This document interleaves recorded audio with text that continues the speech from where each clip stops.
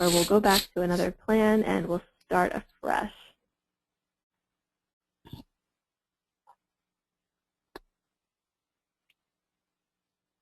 All right, let's log back in as myself, and we'll start with a new plan.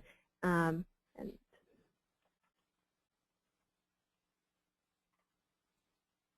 start drawing. This might be a good time, Ken, to break and ask if there are any questions at this point. There were a couple of questions about specifically what we have to end up doing. Do we already have the numbers for what the target population per district is? Yes, we do. And in fact, that should be showing up here. The target population, like I said, is the total population divided by the number of districts. And it looks like it got bumped out by the equal population. But by tomorrow morning, this will be the total population that your target is. The target is 213,067. So that is the total population, again, divided by the number of districts. So that will be listed here, and you'll have an easy reference. Again, there's a range on either side of that target population that you can be within, but that's kind of the center line. Okay. And go ahead. And one person asked, do the districts have to be contiguous? They do. So in order to create a legal redistricting plan that meets the state's constitution, the state's stated standards for a legal redistricting plan, and this is not unique at all to Arizona. This is contiguity is a rule that's kind of across the U.S. In state districts. All the districts have to be contiguous.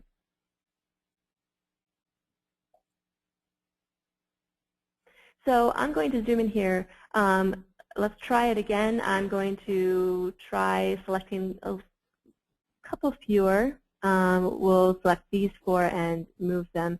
So we did the selection tool from the drop-down where you're able to select a district that you want to assign it to. This is the click and drag tool. And the click and drag tool is nice when you're doing rapid editing and you're just trying to, along a boundary of 2 districts, and you're trying to quickly move. You can grab those that you selected and slide them over into District 19. Now, again, it will compute, and this should go almost instantaneously, like I said before. It looks like, again, I probably have too many things running at one time. But this will reassign to District 19. And the boundaries will get redrawn around those blocks, and my statistics here will show up and have changed based on the population that's contained within these blocks. Can I, while we're waiting for that to compute, sure. Let me ask a question. If you could, I've seen a couple questions come in regarding precinct boundaries and what happens to precinct boundaries. So if you could go over quickly census blocks, census tracts, what we're allowed to move and edit, and how that will affect precincts. Sure, absolutely.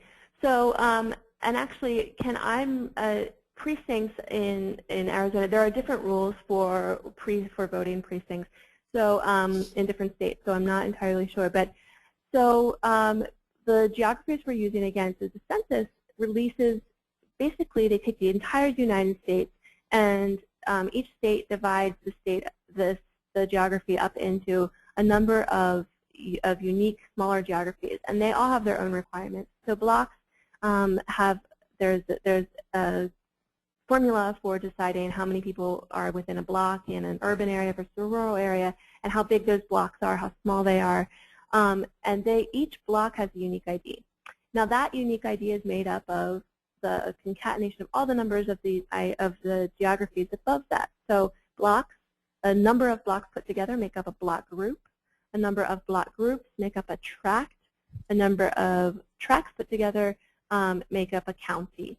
And so they're kind of nested geographies. Now in this software, we've chosen to use 3 of those nested geographies to use. And right now, you're looking at tracts. So you can, when you zoom in very close, you're looking at the blocks. And then this is the tract level and the county level. Now precincts fall somewhere in between. So precincts can be made up of blocks and tracts, and there can be different rules for whether a precinct boundary can be split by a tract or not, or whether a tract can be split between two precincts. And it varies. In Philadelphia, in the city, for example, we're going to be doing an implementation of this for city council redistricting. And the geographies they will use are wards and divisions. There's a rule that you can't split divisions, and wards are made up of divisions. So it varies depending on location and geography. But you will not be able to use precinct boundaries to edit. Right, and our precincts are made up of a certain number of blocks. The tracts are too big for each individual precinct. So during this process, when you get down to the block level and you'll be editing, those blocks, as far as I understand what the recorders have told us, those blocks will largely follow the boundaries of the existing precincts. And when in their process vis-a-vis the Redistricting Commission, when the Commission has done its work, it will largely follow the census blocks, which will also largely follow precincts. Some of that won't exactly line up. So at the end of the process, the county recorders will go through, and if they have to make some adjustments to precincts, they will. But for our purposes, you can get down to the block level. Make sure I'm saying that right, Abby. We can get down to the block level in terms of. Yep, you're absolutely right. So we'll do that right now. We're in a densely populated area, so you'll be able to see that very clearly. Again, as a point of reference, we're still looking at tracts. Those are these individual. If I turn off my population map here, my district map, you can see them a lot better. These are various shades of gray depending on the number of population here. So depending on the zoom level, the Core Plus map breaks down into a little bit of a different structure. So now you can see this is a very densely populated block as opposed to this one. I'm sorry, tract. I'm going to keep zooming in until I get to my blocks, and now I'm at my block level. This is the underlying map, and it's taking a little bit to render, but now I can see these are my individual blocks. So now when I go to my editing tools, and let's say I want to select a single block, I can click on this block, and it will select that block, and I can move that to another district. Does that answer everybody's questions about blocks and tracts? I know you all can't answer that, but put your questions up on the question board if you have. That'd be great. So now, as you can see, because I grabbed this block, this is actually a really good example. I grabbed this block here and I moved it to this district, but you can see there's this other block in the way, and so this is now split. This district is now split in two.